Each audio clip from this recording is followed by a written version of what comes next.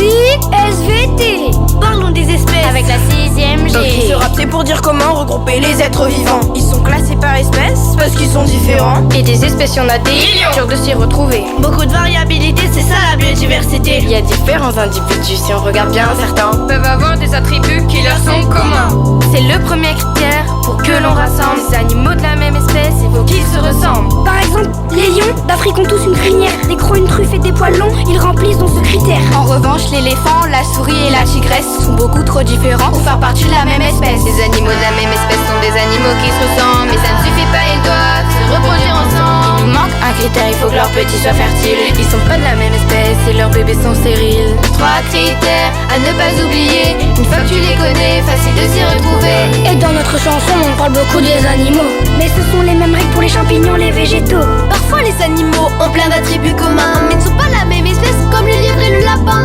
Les animaux parfois, comme les chats, sont différents. Par la taille, la couleur, le poids, mais sont la même espèce pourtant. En fait, la ressemblance ne suffit pas, quelle galère. Il va donc falloir trouver un deuxième critère. On va vous dire tout ça et vous comprendrez mieux. Il faut que les animaux puissent se reproduire entre eux. Ils sont pas de la même espèce, si c'est pas le cas, mais même quand ils se ressemblent pas, ça peut marcher comme pour le chat. En fait, il faut absolument qu'il y ait interfécondité. Un jack et un berger allemand s'accouplent pour faire des croisés. Les animaux de la même espèce sont des animaux qui se ressemblent, mais ça ne suffit pas, ils doivent se reproduire ensemble. Il nous manque un critère, il faut que leurs petits soient fertiles. Ils sont pas de la même espèce et leurs bébés sont stériles. 3 critères à ne pas oublier, une fois que tu les connais, facile de s'y retrouver. Et dans notre chanson, on parle beaucoup des animaux, mais ce sont les mêmes règles pour les champignons, les végétaux. Il y a des animaux qui se ressemblent et qui peuvent s'accoupler, mais qui sont pas la même espèce. Ouais, c'est plus compliqué. Un âne et une jument, ça donne une mule. Un zèbre et une jument, ça donne un zébrule. Ces animaux s'appellent des animaux hybrides, car ce sont des animaux qui ne sont pas fertiles. Ça veut dire que leurs parents, zèbres, ânes et juments, ne sont pas de la même espèce, stériles sont leurs descendants. Par exemple, les veaux, une fois adultes, se reproduisent. Donc les vaches et les taureaux sont la même espèce, tu réalises qu'il faut absolument que les 3 critères soient respectés. Celui-ci, la ressemblance et l'interfécondité. Les animaux de la même espèce sont des animaux qui se ressemblent, mais ça ne suffit pas, ils doivent se reproduire ensemble. Il nous manque un critère, il faut que leurs petits soient fertiles. Ils sont pas de la même espèce et leurs bébés sont stériles.